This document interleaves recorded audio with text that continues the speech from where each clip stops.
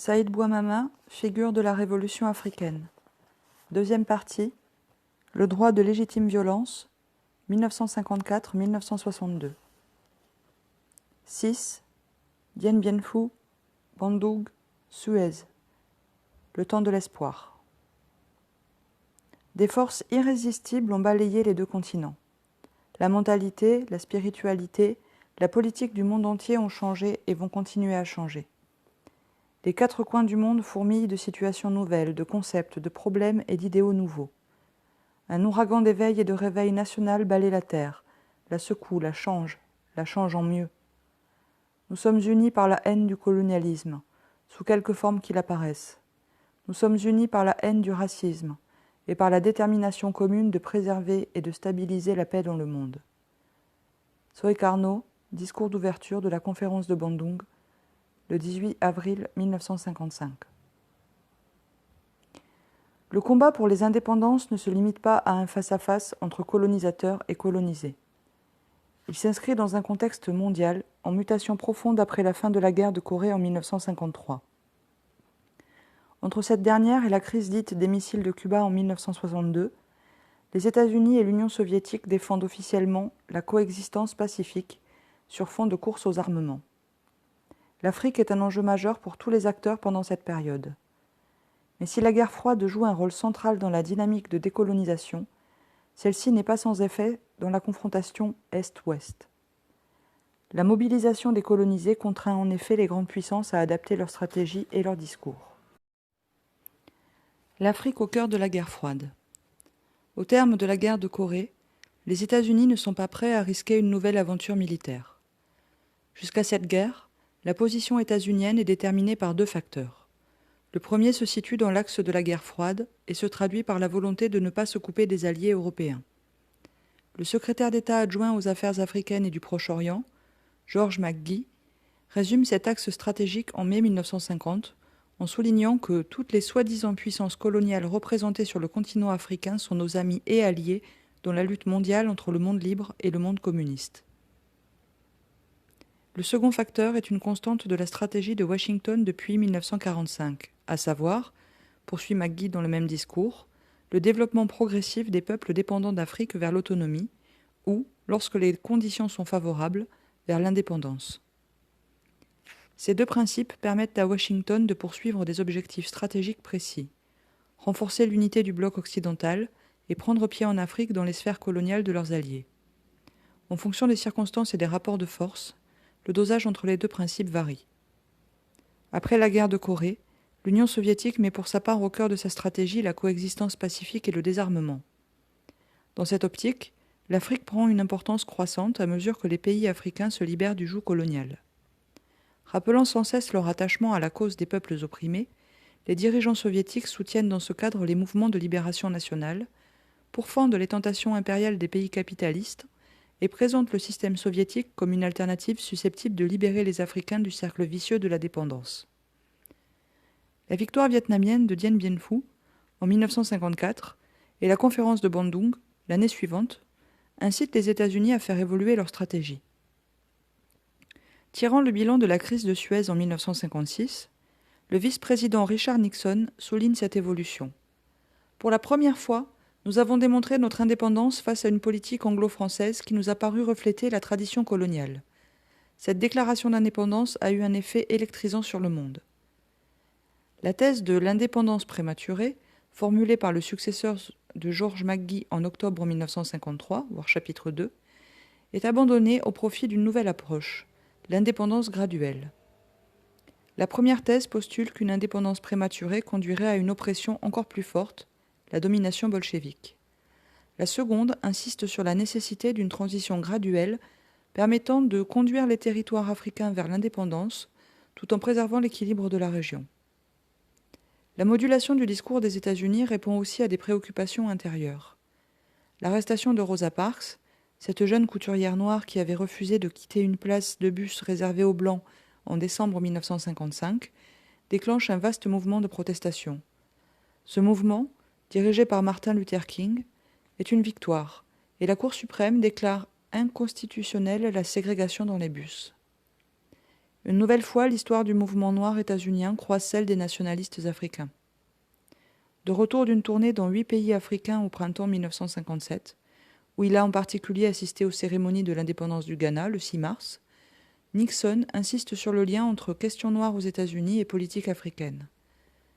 Dans un rapport au titre significatif, The Emergence of Africa, l'émergence de l'Afrique, rendant compte de sa tournée, il constate l'espoir que suscite l'indépendance ghanéenne et insiste sur la nécessité d'éliminer la discrimination raciale aux États-Unis.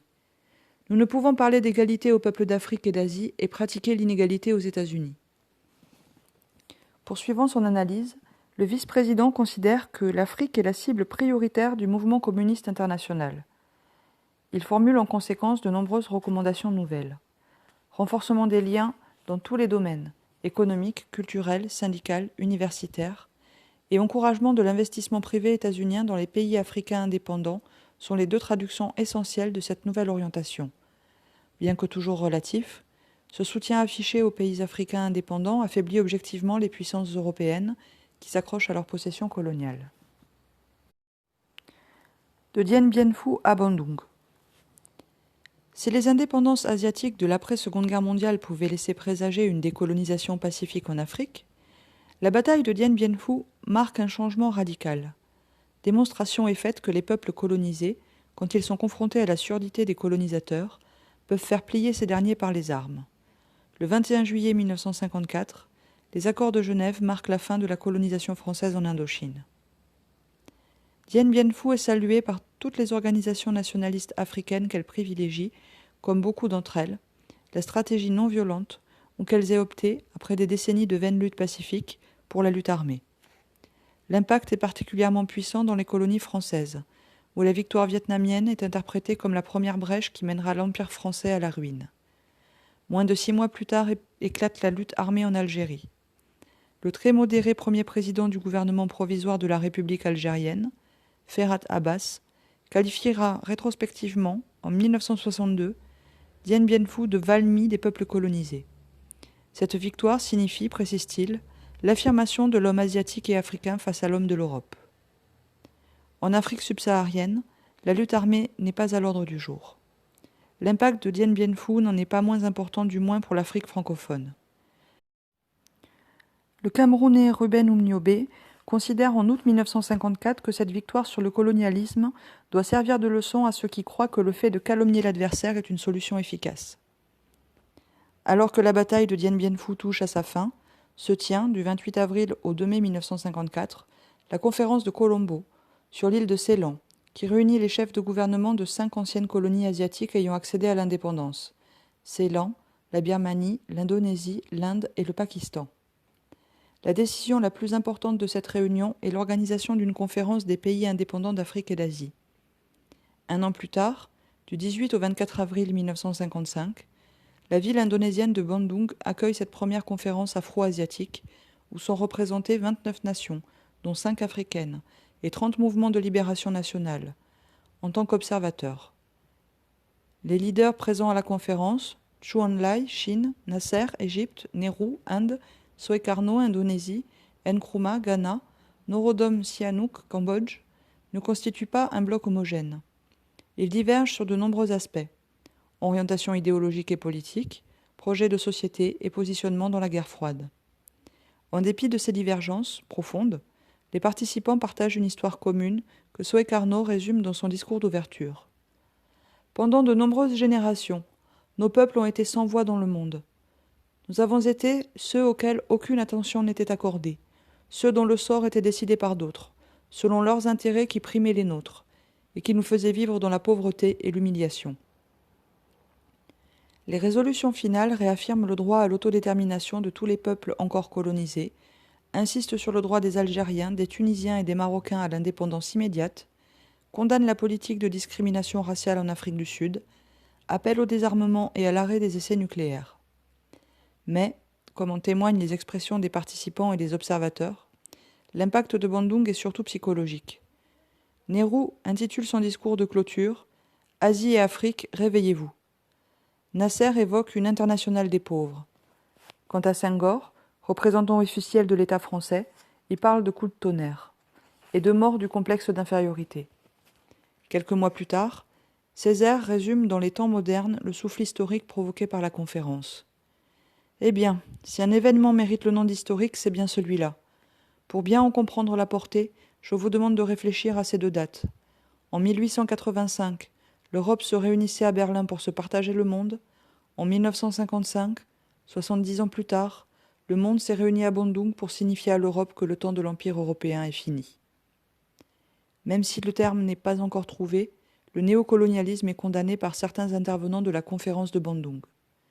Dans son discours d'ouverture, Suekarno appelle à la vigilance contre la forme moderne du colonialisme, se concrétisant par un contrôle économique, un contrôle intellectuel. Crise de Suez, quelle indépendance économique? Si la paternité du mot est contestée, le terme néocolonialisme apparaît dans les mois qui suivent la conférence de Bandung. Par exemple, dans un texte rédigé par Jean-Paul Sartre en 1956. Je voudrais vous mettre en garde contre ce qu'on peut appeler la mystification néocolonialiste. Sartre désigne ainsi les partisans du plan de Constantine en Algérie, qui propose un effort d'investissement économique de la métropole censé améliorer les conditions de vie des indigènes et ainsi les couper de la lutte pour l'indépendance. Ce n'est qu'après les indépendances de la décennie 1960 que le terme prend définitivement sa signification contemporaine, à savoir le maintien d'une dépendance économique en dépit d'une indépendance politique formelle. C'est justement à propos d'une question de souveraineté économique qu'éclate, en 1956, la crise de Suez. 4 ans après sa prise de pouvoir, le président Nasser annonce, le 26 juillet 1956, sa décision de nationaliser la Compagnie du canal de Suez. La justification avancée est centrée sur l'indépendance économique, car, souligne Nasser, l'Égypte, en menant sa révolution, luttait pour mettre ses problèmes sur une voie autre que celle de la prière et de la mendicité. En 1952, nous étions certains de réaliser l'indépendance politique, mais nous étions fermement convaincus que l'indépendance politique ne pourrait jamais être réalisée que par l'aide et en allant de pair avec l'indépendance économique. Nous n'avons pas négligé l'indépendance économique, car nous étions fermement convaincus du fait que l'indépendance politique ne pouvait être réalisée que par la voie de l'indépendance économique. La nationalisation du canal, qui devrait rapporter à l'Égypte 140 millions de dollars par an, selon les chiffres de 1955, est justifiée par le refus des États-Unis, de la Grande-Bretagne et de la Banque mondiale d'accorder à l'Égypte le prêt lui permettant de construire un grand barrage à Assouan. Ce refus est pour Nasser une mesure de rétorsion dont le but était de punir l'Égypte, qui avait refusé de signer des accords militaires qui auraient définitivement ancré l'Égypte dans le camp occidental. La réaction des puissances coloniales ne se fait pas attendre. La Grande-Bretagne et la France, recourant à la vieille politique de la canonnière, associent dans leur agression l'État d'Israël. Le 29 octobre, Israël déclenche le plan Qadesh et ses troupes entrent en Égypte. 2 jours plus tard, les troupes franco-britanniques commencent l'opération Mousquetaire. Les 3 pays agresseurs poursuivent chacun leurs propres objectifs. Pour la Grande-Bretagne, les motivations sont essentiellement économiques. Un tiers des navires britanniques utilisent le canal. La compagnie gestionnaire est à majorité de part britannique. Israël, de son côté, ne cache pas son intention d'occuper le Sinaï, mesure essentielle pour, dit-il, assurer sa sécurité. Quant aux dirigeants français, ils entendent bien sanctionner Nasser pour le soutien qu'il apporte aux combattants du FLN, parfois présentés comme de simples marionnettes du Raïs égyptien. En choisissant d'attaquer brutalement le régime égyptien, la France et la Grande-Bretagne semblent avoir oublié que le monde a changé. Sans surprise, l'Union soviétique soutient l'Égypte dès la nationalisation de la Compagnie du Canal. Le jour même de l'intervention des troupes franco-britanniques, les responsables soviétiques menacent d'utiliser toutes les formes modernes d'armes destructives s'il n'était pas mis fin à l'expédition. Les États-Unis, pour leur part, ont bien mieux compris les leçons de Bandung que leurs alliés franco-britanniques. S'ils cherchent à repousser toute influence soviétique au Proche-Orient, ils ont conscience des effets contre-productifs d'une agression militaire dans un contexte où les peuples colonisés sont plus déterminés que jamais à sortir de la tutelle occidentale. Pendant toute la durée de la crise, les États-Unis défendent donc l'idée d'une solution pacifique et proposent leur médiation. Le 4 novembre, une résolution de l'Assemblée générale des Nations unies, votée par 59 voix contre 5, dont celle des États-Unis, fixe un ultimatum de 12 heures et décide la création d'urgence d'une force d'intervention onusienne. Mais, En soudant les pays du tiers-monde, la crise de Suez a surtout été la première concrétisation de Bandung. Les pays afro-asiatiques interviennent activement à l'ONU pour exiger la fin de l'agression. Au mois d'août 1956, se tient une conférence du Commonwealth au cours de laquelle Ceylan, le Pakistan et l'Inde soutiennent l'Égypte. Nehru déclare sans ambiguïté que le canal lui-même est en Égypte et fait partie de l'Égypte. La souveraineté de l'Égypte ne fait donc aucun doute. L'intervention militaire en octobre est pour sa part considérée par Nehru comme une agression et une violation de la Charte des Nations Unies. Le leader indien dénonce le retour du colonialisme et menace d'un retrait de l'Inde du Commonwealth. Les dés sont jetés, les trois mousquetaires sont isolés et leurs troupes sont contraintes de rembarquer. Le fiasco est complet. Lâchez l'Asie, gardez l'Afrique. Si, du côté de l'Empire britannique, la défaite de Suez marque un tournant, elle ne fait que parachever une évolution et une logique antérieure. Le troc de l'indépendance politique contre la dépendance économique. La rapidité du processus est largement déterminée par la sauvegarde des intérêts économiques britanniques. Comme le souligne le journaliste de gauche Basil Davidson, dès 1953, c'est-à-dire au moment où se met en place le modèle ghanéen, il s'agit, au Nigeria et en Côte de l'Or, Ghana, de faire des concessions politiques pour que les Africains consentent, en échange, à maintenir le statu quo économique. D'autre part, le retour en arrière reste possible à chaque fois que les intérêts économiques britanniques paraissent en danger. Tel fut le cas de la Guyane britannique, Amérique latine. Dans cette colonie, une nouvelle constitution accorde en 1953 le suffrage universel à tous les citoyens. Les résultats des élections d'avril 1953 donnent une majorité au People's Progressive Party, jugé trop à gauche par le Colonial Office. Parmi les premières lois du nouveau gouvernement figure l'obligation pour les compagnies sucrières de reconnaître les syndicats majoritaires. Des troupes sont envoyées et la Constitution est suspendue.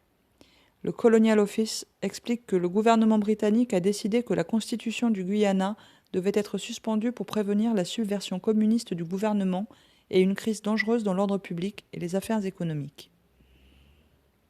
Dans les territoires britanniques d'Afrique centrale et orientale, qui sont des colonies de peuplement, les intérêts des colons blancs restent le facteur déterminant de la politique du Colonial Office. La création en 1953 de la Fédération d'Afrique centrale britannique, regroupant la Rhodésie du Sud, Zimbabwe, la Rhodésie du Nord, Zambie, et le Nyasaland, Malawi, en est l'illustration. Les colons et les compagnies minières sont favorables à ce regroupement, qu'ils comptent faire évoluer vers une indépendance sous domination blanche, sur le modèle sud-africain. L'historien Marc Ferro propose le concept de mouvement d'indépendance colon pour désigner ces situations où le mot indépendance est utilisé par les minorités blanches pour imposer leur suprématie et leur souveraineté exclusive. La suprématie blanche, déjà totale en Rhodésie du Sud, est étendue par la nouvelle fédération aux deux autres territoires. La dissolution de la fédération devient logiquement le mot d'ordre des militants noirs. C'est dans ce contexte de passage progressif à des indépendances factices, enclenchées depuis le début de la décennie 1950 en Afrique, que survient la défaite de Suez. L'échec de la politique de la force brute pour préserver les intérêts britanniques suscite une révision de la politique coloniale dans le sens d'une accélération du self-government, préparant à un élargissement à l'Afrique du Commonwealth. Les Britanniques sont ainsi les premiers à tirer les conséquences de la nouvelle situation produite par Dien Bien Phu, Bandung et surtout Suez. Au cœur de la logique britannique se trouvent trois impératifs. Produire des exemples à suivre, imposer l'idée d'une évolution à un rythme variable selon les pays, décourager toute velléité visant à orienter l'indépendance vers d'autres modèles que ceux édictés à Londres. Si le Soudan accède à l'indépendance avant le Ghana, c'est ce dernier pays que le discours officiel britannique érige bientôt en exemple pour l'ensemble des colonies. Le modèle ghanéen permet de poser le principe d'un processus d'accès à l'indépendance en trois temps. L'étape du partnership, association au pouvoir dans un conseil législatif, celle du self-government, autonomie interne, et celle du full government, indépendance dans le cadre du Commonwealth. Si les délais entre chacune de ces étapes peuvent varier d'une colonie à l'autre, le schéma reste la règle. Les exceptions, comme celle du Kenya ou du Cameroun britannique, sont justement celles où les intérêts britanniques peuvent être menacés par des mouvements politiques insuffisamment contrôlés. Le Ghana est la première colonie africaine à parcourir l'ensemble des étapes et devient de ce fait une référence pour les autres. L'heure est également au changement dans l'empire colonial français.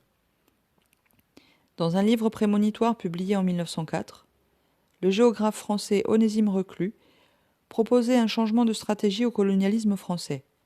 Lâchons l'Asie, prenons l'Afrique, où renaître et comment durer. Garder la mainmise coloniale sur l'Afrique, telle est la préoccupation centrale après Dien Bien Phu.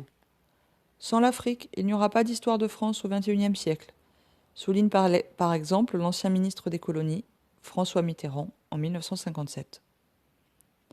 Les avancées du mouvement anticolonialiste mondial ayant des répercussions aux quatre coins de la planète, les séismes cumulés de Dien Bien Phu, Bandung et Suez imposent une révision de la politique coloniale française. La spécialiste du Maghreb Juliette Bessis souligne par exemple que la chute de Dien Bien Phu, le 7 mai 1954, ne passe pas inaperçue en Tunisie. Elle est célébrée dans les quartiers populaires par la confection d'un plat qui prend le nom de tagine de Dien Bien Phu. En France aussi, les responsables politiques tirent les conséquences de la défaite.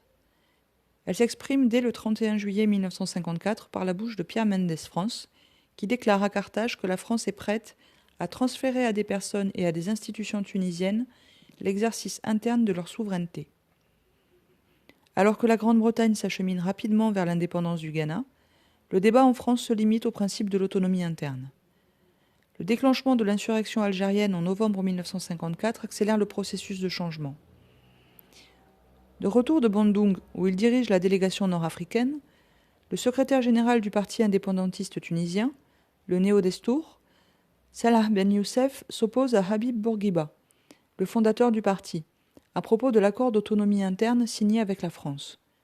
Il défend l'idée d'une lutte armée, incluant les 3 pays du Maghreb. Au Maroc, la situation est similaire dans le Rif, où l'armée de libération du Nord noue des relations avec les combattants du FLN et achemine des armes vers l'Algérie.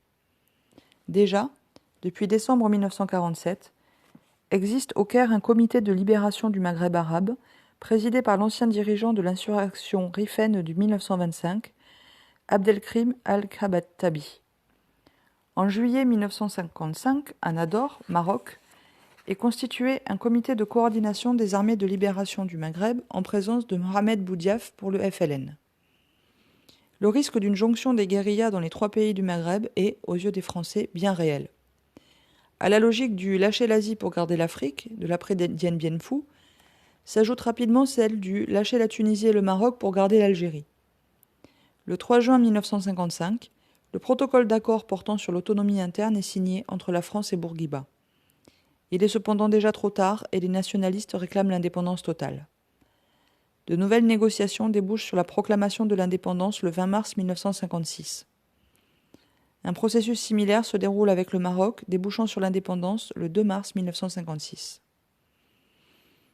Conscient des effets de ces indépendances sur les autres colonies françaises, Guy Mollet, alors président du Conseil, exige l'inclusion dans les accords d'indépendance respectifs de la formule « indépendance dans l'interdépendance ». L'équivoque de la formule annonce la mutation en cours dans le système colonial français, de la colonisation directe à la domination néocoloniale. À peine 3 mois après les indépendances maghrébines, le 23 juin 1956, une loi cadre est votée, redéfinissant les rapports entre les colonies et la métropole dans le cadre d'une Union française rénovée. Le ministre de l'Outre-mer, Gaston Defferre, défend la loi cadre avec un argument révélateur. Ne laissons pas croire que la France n'entreprend des réformes que lorsque le sang commence à couler.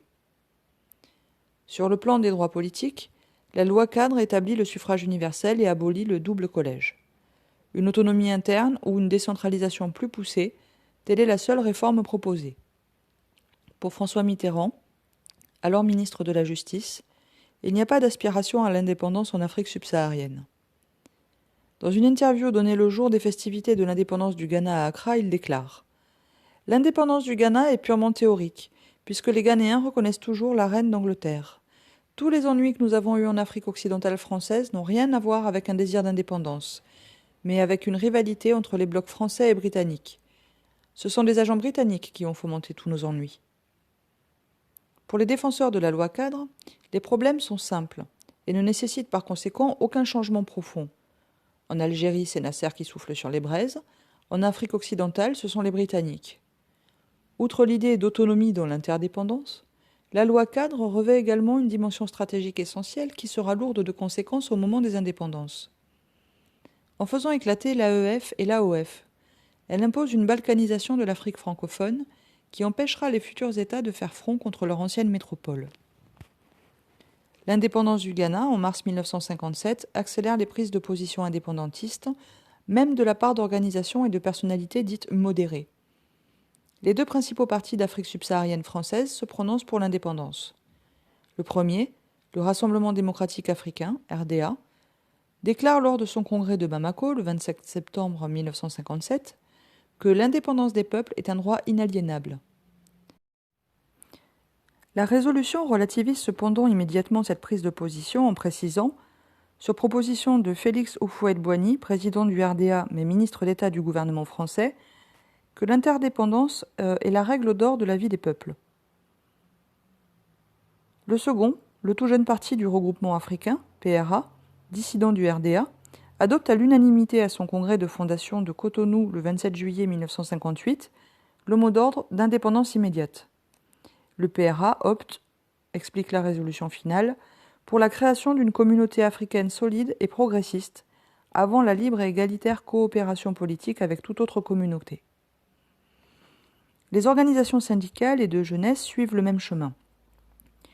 L'Union générale des travailleurs d'Afrique noire, la Fédération des étudiants d'Afrique noire en France, le Conseil de la jeunesse d'Afrique et l'Union générale des étudiants d'Afrique occidentale signent une déclaration commune annonçant la création d'un front commun de lutte pour l'unité et l'indépendance nationale. À peine entrée en vigueur, la loi cadre est dépassée. Suite au putsch d'Alger du 13 mai 1958, la 4e République s'écroule. En présentant son projet de nouvelle constitution, le général de Gaulle précise ses vues en ce qui concerne le devenir des colonies. Plus lucide que ses prédécesseurs, il reconnaît le droit à l'indépendance. Mais si la loi cadre est techniquement obsolète, le principe de l'indépendance dans l'interdépendance reste d'actualité. Il s'inscrit dans ce que de Gaulle baptise la communauté. Qu'entre la nation française et ceux des territoires d'outre-mer qui le veulent soit formée une communauté, au sein de laquelle chaque territoire va devenir un État qui se gouvernera lui-même, tandis que la politique étrangère, la défense, la monnaie, la politique économique et financière, celle des matières premières, le contrôle de la justice, l'enseignement supérieur, les communications lointaines, constitueront le domaine commun. La proposition gaulliste n'est ni la poursuite de la colonisation dans sa forme classique, ni l'indépendance. Cherchant une forme intermédiaire de domination, le général expliquera clairement les raisons de ce choix en 1959. L'Algérie de papa est morte, et si on ne le comprend pas, on mourra avec elle. Il s'agit en d'autres termes de faire évoluer les modalités de la dépendance coloniale pour en maintenir la substance. La France-Afrique, ou comment vider l'indépendance de sa substance. La communauté gaulliste ne peut être crédible que si elle apparaît comme un choix librement consenti. Tout est mis en œuvre pour obtenir un oui massif au référendum que le régime français organise dans les différentes colonies pour faire accepter la nouvelle architecture coloniale. L'indépendance, quiconque la voudra pourra la prendre aussitôt. Cela signifie qu'il veut poursuivre son chemin isolément, à ses risques et périls. C'est par ces mots en forme de chantage que de Gaulle lance, le 24 août 1958, depuis Brazzaville, capitale de l'AEF, la campagne pour le référendum. Le discours est perçu comme du mépris par le Guinéen Sékou Touré, qui déclare au général lors de sa visite à Conakry le lendemain. Nous avons quant à nous un premier et indispensable besoin, celui de notre dignité. Or, il n'y a pas de dignité sans liberté, car tout assujettissement, toute contrainte imposée et subie dégrade celui sur qui elle pèse, lui retire une part de sa qualité d'homme et en fait arbitrairement un être inférieur. Nous préférons la pauvreté dans la liberté à la richesse dans l'esclavage. Nous ne renonçons pas, et nous ne renoncerons jamais à notre droit légitime et naturel à l'indépendance. Toute la campagne du référendum est menée sous la direction du chargé des affaires africaines, Jacques Foccart, dont le nom devient rapidement indissociable de ce que les chercheurs et militants François-Xavier Verschave appellera la France-Afrique. Le résultat est à première vue une victoire complète pour la France. Le oui l'emporte largement. Mais l'apparent triomphe gaulliste est entaché par le non guinéen. Devenu la bête noire du gaullisme en Afrique, Sékou Touré devient simultanément un symbole de la résistance anticoloniale, comme en témoigne l'écrivain et nationaliste malgache Jacques Rabenanjara en 1959. Comment un nègre peut-il résister à l'émoi de si nobles paroles? Qu'il se l'avoue ou non, qu'il en ait clairement ou confusément conscience, chaque Africain, chaque colonisé est concerné par la décision guinéenne.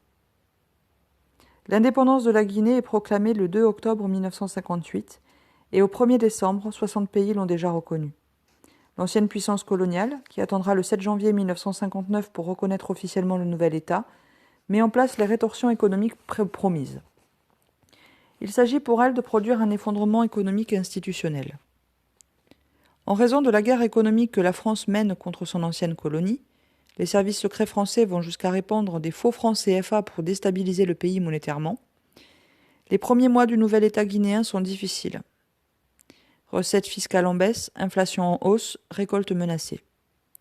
Dans une note adressée au gouvernement français, Sékou Touré dénonce la volonté d'étouffement de la nouvelle République par une série de mesures destinées à créer, grâce aux difficultés économiques, des troubles sociaux. Mais le monde a changé, et le contexte de guerre froide permet à Sékou Touré de se tourner à la fois vers la Chine, l'URSS et les États-Unis pour faire échec à la tentative d'étouffement. La solidarité africaine intervient également, et dès novembre 1958, le Ghana accorde à la Guinée un prêt de 10 millions de livres ghanéennes. De surcroît, les deux pays constituent le 23 novembre 1958 une union Ghana-Guinée qui sera renommée Union des États africains, présentée comme l'ébauche d'un regroupement panafricain plus large.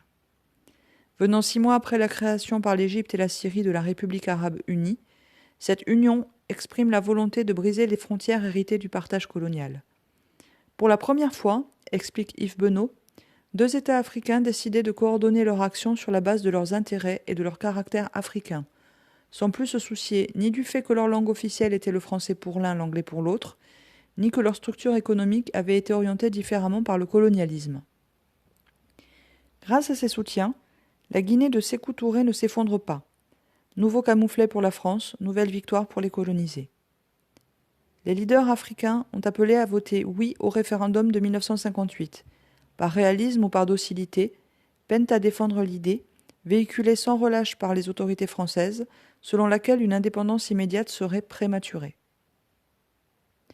Dès le 18 janvier 1959, la toute jeune Fédération du Mali, créée dans le cadre de la communauté et regroupant le Sénégal et le Soudan français, actuel Mali, demande son indépendance.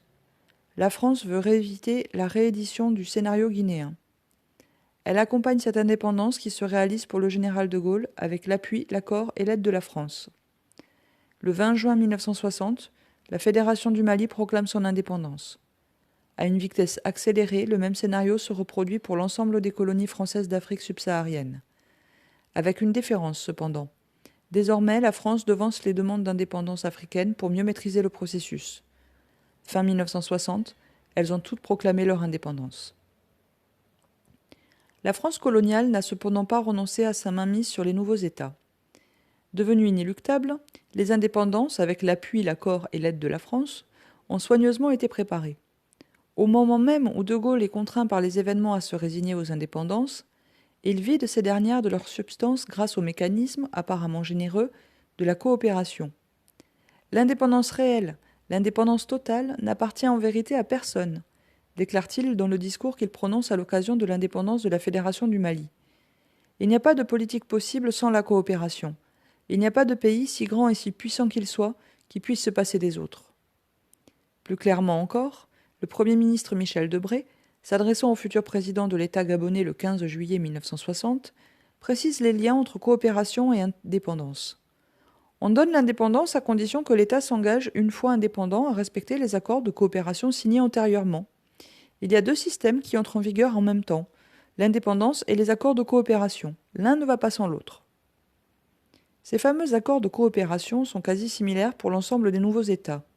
La zone franc reste intacte et la France conserve un droit de veto sur les instituts africains d'émission monétaire. Les avoirs financiers restent contrôlés par le Trésor français. Les entreprises françaises conservent leurs privilèges douaniers, leurs exonérations de longue durée, la liberté de transfert des bénéfices et obtiennent des garanties contre les nationalisations. Le maintien de la présence militaire française dans les anciennes colonies est assuré, etc. Les accords de coopération mutilent gravement la souveraineté des nouveaux États et encore plus dangereusement celle des populations. résume fort justement François-Xavier Verschave quand il souligne que les pays francophones au sud du Sahara ont été, à leur indépendance, emmaillotés dans un ensemble d'accords de coopération politique, militaire et financière qui les ont placés sous tutelle. L'effervescence panafricaine. L'évolution de la politique coloniale française et britannique, qui mute de la colonisation directe à la colonisation indirecte, est aussi une réponse au développement de la dynamique panafricaine de lutte et de solidarité. Déjà dénoncé à Bandung, le néocolonialisme est justement le thème central du cycle de conférences qui débute en Afrique à la fin des années 1950. La conférence de solidarité afro-asiatique, qui se tient en décembre 1957 au Caire, est significativement surnommée Fille de Bandung. Cette fois, c'est en Afrique même et dans un État qui vient de sortir victorieux d'un affrontement avec les deux empires coloniaux les plus importants que se réunit ce que l'on commence à appeler le tiers-monde. Les objectifs poursuivis par les participants à la conférence du Caire, énoncés dans une des résolutions, ne peuvent qu'inquiéter les puissances coloniales. Il ne s'agit plus seulement d'obtenir l'indépendance politique, mais de continuer la lutte contre toutes les formes du colonialisme et de l'impérialisme, notamment en vue d'assurer la complète indépendance économique. D'autres résolutions recommandent la nationalisation des industries stratégiques et encouragent le développement d'échanges économiques entre les pays d'Afrique et d'Asie. La conférence décide la création de l'Organisation de solidarité des peuples d'Afrique et d'Asie. En 1958, le Ghana accueille dans sa capitale, Accra, la première conférence des États indépendants d'Afrique, puis une autre conférence rassemblant les mouvements de libération nationale et les partis politiques de l'ensemble du continent. Cette deuxième conférence, qui se tient du 5 au 13 décembre 1958, compte la participation de multiples mouvements de lutte. Le Front de libération nationale algérien, FLN, représenté par Frantz Fanon, l'Union des populations du Cameroun, UPC, représenté par son président Félix Moumié et son vice-président Ernest Ouandié, le Mouvement national congolais, représenté par Patrice Lumumba, le Tanganyika African National Union, représenté par Julius Nyerere, le Zambian African National Congress, représenté par Kenneth Kaunda, etc. La conférence appelle à l'action pour l'indépendance immédiate de tout le continent et accorde également son soutien à tous ceux qui sont obligés d'employer des méthodes violentes pour faire face à la brutalité à laquelle ils sont soumis. Les délégués algériens et camerounais sont fortement applaudis et des résolutions spéciales sont votées en soutien au FLN et à l'UPC. La perspective des États-Unis d'Afrique est posée. La dynamique panafricaine se décline également selon les secteurs sociaux. Des conférences panafricaines des femmes, des étudiants, de la jeunesse, des syndicats, des journalistes, des artistes et écrivains se succèdent chaque année dans les différents pays nouvellement indépendants, avec la participation des mouvements de libération nationale des pays encore colonisés. L'effervescence panafricaine reflète la prise de conscience d'une nécessaire coordination des luttes à l'échelle continentale. La violence légitime. Bien entendu, ces rassemblements continentaux ne sont pas exempts de clivages et de contradictions. La question de la lutte armée fait partie de ces sujets de débat et de discorde qui ne peuvent manquer d'émerger en cette période marquée par les guerres du Vietnam, du Kenya, d'Algérie et du Cameroun. Plusieurs des leaders présents à Accra en 1958 ont engagé leur pays dans une dépendance néocoloniale et ne souhaitent pas, par conséquent, s'opposer à leur ancienne puissance coloniale. L'évolution des positions au fur et à mesure des trois conférences des peuples africains d'Accra en 1958, de Tunis en 1960 et du Caire en 1961 reflète cependant un changement d'époque. Aux espoirs d'émancipation pacifique, grâce notamment à l'arme du droit international, succède une conception moins optimiste de la lutte. La croyance en la toute-puissance de la non-violence recule devant la politique de force engagée par les puissances colonialistes. À Accra en 1958, les illusions sont encore prégnantes. Nkrumah ouvre la conférence par un discours enflammé, mais en même temps, il limitait prudemment la résolution de son pays au soutien de toutes les formes d'action non violentes et en appelait à la compréhension de nos amis occidentaux. Si Frantz Fanon, au nom du FLN, défend à Accra la légitimité de la violence décolonisatrice et la nécessité d'une solidarité incluant la dimension militaire, le Ghanéen Nkrumah, le Zambien Kaunda et le Kenyan Tom Mboya plaide pour une lutte uniquement pacifique. Pendant que le droit à l'indépendance fait consensus, la question de la lutte armée divise. Le point 10 de la résolution sur l'impérialisme et le colonialisme est dans sa formulation un compromis entre les deux points de vue. La Conférence générale des peuples africains d'Accra déclare son soutien total à tous les combattants de la liberté en Afrique, à tous ceux qui recourent à des moyens pacifiques et non violents, et à la désobéissance civile, autant qu'à tous ceux qui sont contraints de leur répondre à la violence pour acquérir l'indépendance nationale et la liberté du peuple. Là où une telle réponse devient nécessaire, la conférence condamne toutes les législations qui considèrent ceux qui se battent pour leur indépendance et leur liberté comme des criminels ordinaires. La deuxième conférence, qui se tient à Tunis en janvier 1960, est ouverte par un discours de Bourguiba dans des termes proches de ceux d'Accra sur la question de la lutte armée. Il précise sa préférence pour la lutte pacifique, mais admet la possibilité de la lutte armée lorsque les circonstances l'imposent. Le fait nouveau est la reprise d'une proposition algéro-marocaine formulée quelques mois plus tôt à Accra, celle de la constitution d'une légion de volontaires africains pour aider militairement les combattants algériens. Cette fois, la proposition est intégrée dans une résolution. Le 5 février, le journal du FLN, El Moudjahid, titre « Des volontaires pour l'Algérie ».